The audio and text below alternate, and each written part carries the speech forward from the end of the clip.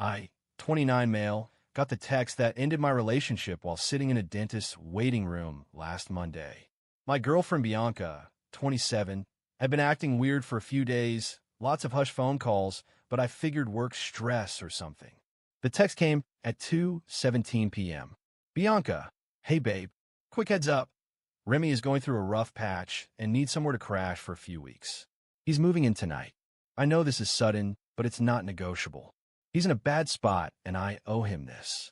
Remy, her ex, the guy she dated for 3 years before me. The one she swore was completely out of the picture. I sat there, mouth still numb from Novocaine, rereading it. Not negotiable. In the apartment we'd been sharing for 8 months, where we split everything 50/50ths. My response, no problem. Bianca, really? Wow, thanks, babe. I knew you'd understand. He'll be on the couch. Won't be in the way. Me, all good. Handle it however you need to. Bianca, you're the best. 2 hearts. Here's the thing about our living situation that Bianca apparently forgot. We're both on the lease, yeah, but the lease is month to month. Either party can give 30 days notice to the landlord to remove themselves. And more importantly, the security deposit? That was entirely mine. $2,400. She couldn't afford her half when we moved in, promised to pay me back. Never did. I left the dentist and went straight back to work. Acted normal. Texted Bianca about dinner plans like nothing was wrong. Then I started making calls. First call, my buddy Jerome. Asked if I could crash at his place for a few nights. He had a spare room, no questions asked. Second call, the landlord, Mr. Anderson. Explained I needed to remove myself from the lease, effective immediately due to an emergency situation. He said I need to give 30 days notice. I asked about the provision for domestic situations, when one party needs immediate separation. He said if both parties agree, it can be expedited. Third call, my cousin who owns a moving company. Asked if he had a truck available that evening. He did. Went home at 5 p.m. Bianca wasn't there yet. Perfect. I started packing. Not frantically, not angrily. Methodically. My clothes, my electronics, my kitchen stuff, I bought most of it. My furniture, the TV, the good couch, my desk setup. Left her stuff. Left the old futon she'd brought from her previous place. Left her decorations. By 7 p.m., I'd loaded everything into the truck. The apartment looked sparse, but livable. She still had basics. Then I sat down and wrote a letter to leave on the counter. Bianca, you said Remy moving and wasn't negotiable. I respect that. You've made your choice about what you need. I made mine. I moved out and initiated my removal from the lease. Mr. Anderson has your contact information for the transfer.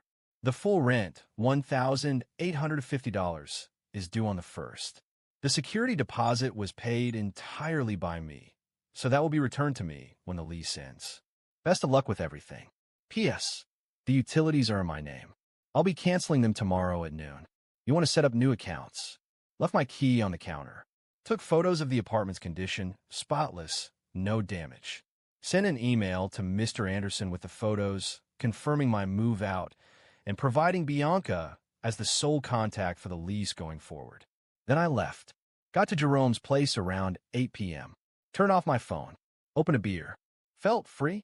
Like when you finally rip off a Band-Aid that's been slowly peeling anyway. Turned my phone on the next morning to 63 texts and 19 missed calls. Update 1. The meltdown was exactly what you'd expect, but with some extra spice I didn't see coming.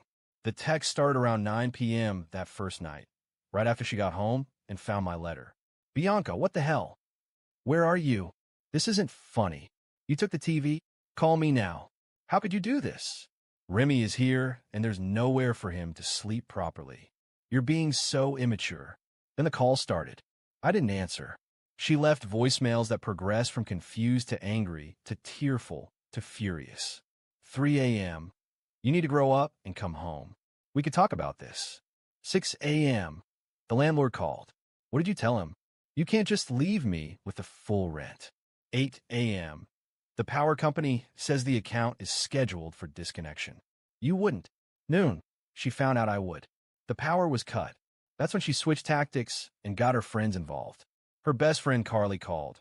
What kind of man abandons his girlfriend because she's helping a friend in need? Her sister Delia texted, Bianca is crying. How can you be so heartless?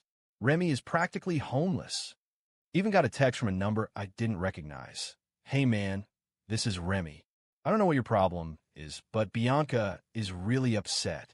Be a man and come sort this out. The audacity.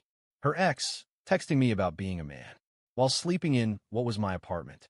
I responded to exactly one person, Bianca. One text. You said it wasn't negotiable. I agreed. My decision to leave isn't negotiable either. Direct all apartment concerns to Mr. Anderson. Then I blocked her number. Blocked Carly. Blocked Delia. Blocked Remy. Went about my day. But here's where it gets interesting. That evening, I get a call from Mr. Anderson. Mr. Anderson, hi. I have Ms. Rivera here, saying she can't take over the full lease. She's saying you abandoned her without notice? Me?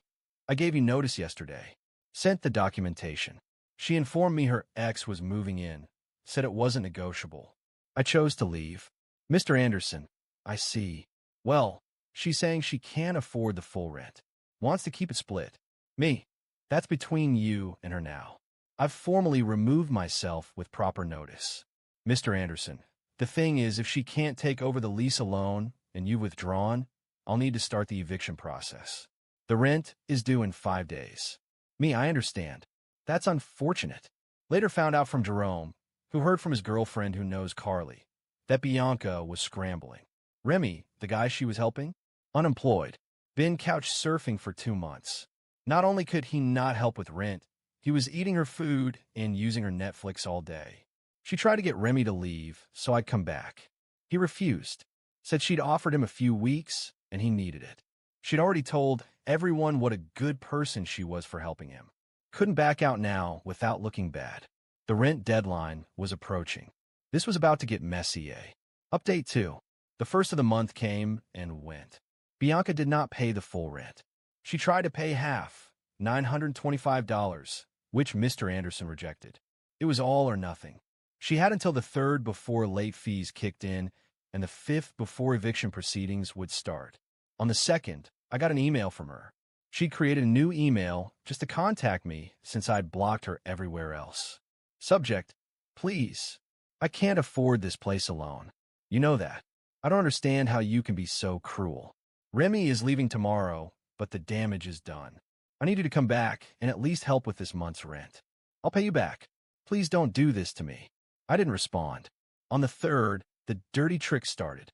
First, she showed up at my workplace.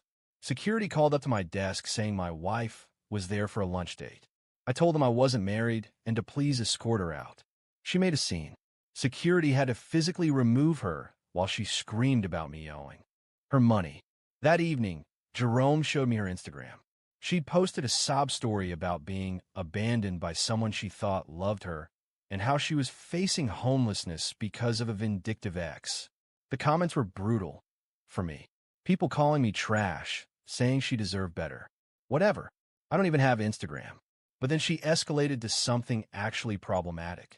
She called my mom, my sweet, worry-prone mother who had no idea any of this was happening. Told her I'd abandoned her after she'd lost her job. Lie. That she was pregnant. Massive lie. And that I'd left her for another woman. Also lie. My mom called me in tears. It took an hour to calm her down and explain the truth. I sent her screenshots of Bianca's original text about Remy moving in. My mom was livid.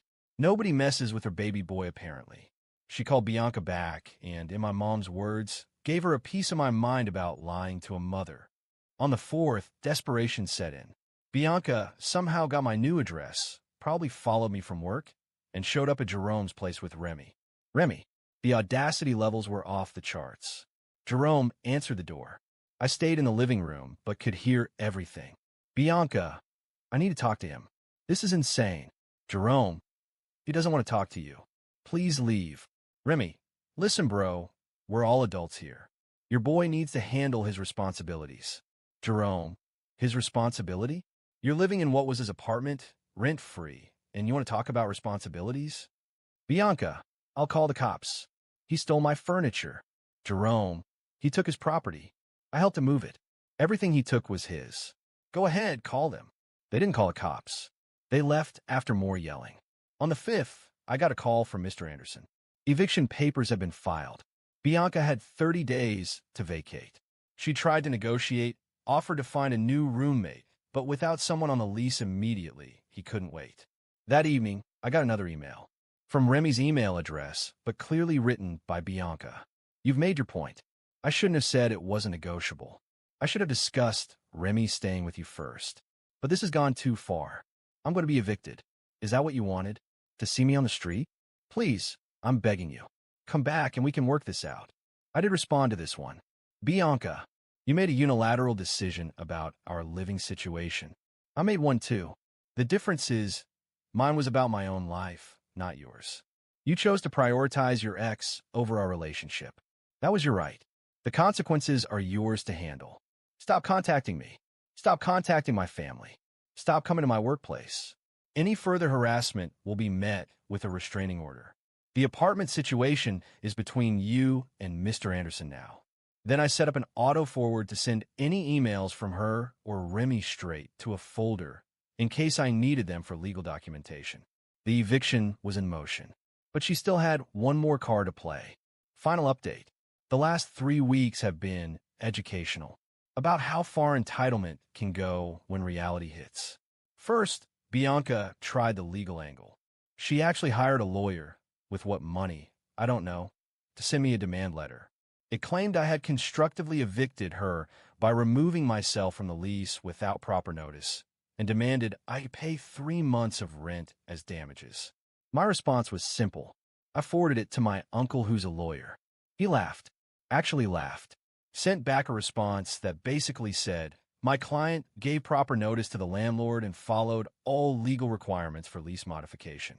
Your client's inability to afford the apartment she chose to make unilaterally available to her ex-boyfriend is not my client's responsibility.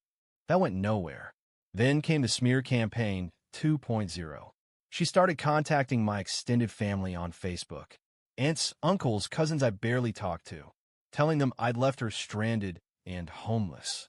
Most of them ignored her, but my Aunt Rita called me concerned. When I explained the situation, that she'd moved her ex in without discussing it with me, my aunt's response was perfect, so she thought she could have her cake and eat it too. With both of you in the same apartment? That girl needs therapy, not sympathy. Meanwhile, the eviction proceeded. Bianca managed to delay it by a week by claiming hardship, but ultimately, she had to leave. And here's where it gets almost sad if it weren't so predictable. Remy bounced the moment the eviction was final. Apparently, once she didn't have an apartment for him to crash in, he remembered he had other friends. Left her to pack and move alone. She tried calling me crying about it. The call went straight to voicemail, which I deleted without listening. But the real kicker came last week. I ran into Carly at a coffee shop. She tried to ignore me, but I was at the counter when she walked in. No avoiding it. Carly, coldly, hope you're happy. She's living with her parents now. Me? That's unfortunate. Carly, she loved you. She was just trying to help someone. Me? She made a choice. Every adult has that right. So did I. Carly, you destroyed her life over jealousy. Me, no. She destroyed our relationship by moving her ex in without discussion. I just declined to subsidize it. Then Carly said something that actually made me laugh. Carly, she's telling everyone you're abusive, that you financially controlled her. Me, the same everyone who knows she couldn't afford the security deposit, who knows I paid for most of our dates because she was always broke. Good luck with that narrative. She stomped off. Yesterday, I got one final email. Bianca again, new address. I know you hate me now. I get it. I messed up. Remy was a mistake. Moving him in was a mistake. Saying it wasn't negotiable was a mistake.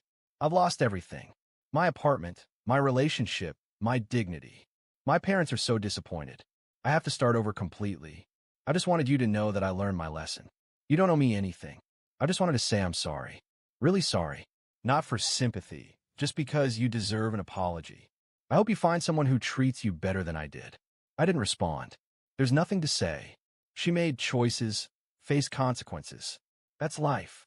As for me, I'm good. Better than good, actually. Found my own studio apartment. Smaller than the old place, but it's all mine. No drama, no surprise roommates, no one making unilateral decisions about my living space. Jerome and I have become better friends through this. He said watching me handle everything so calmly taught him about self-respect and boundaries. His girlfriend apparently uses me as an example of not putting up with BS to her friends. My mom still randomly texts me, "Proud of you for standing up for yourself." She also may have told our entire extended family about that lying girl who tried to trap my son. Bianca is basically family gossip legend now, and not in a good way. The security deposit? Got it back in full last week. Mr. Anderson said the apartment was left in good condition, probably because I'd taken such good care of it. That $2,400 went straight into my savings. Thinking about using it for a vacation. Solo trip, no drama, no negotiations. The lesson? When someone tells you something about your shared life is not negotiable, they're telling you exactly where you stand with them. Believe them. And more importantly, remember that your response doesn't have to be negotiable either. She wanted to play the not negotiable card. I just played it better. Living my best life now. Alone, drama-free, and with full control over who does and doesn't enter my space. That's all, folks. Thanks for following along on this bizarre journey.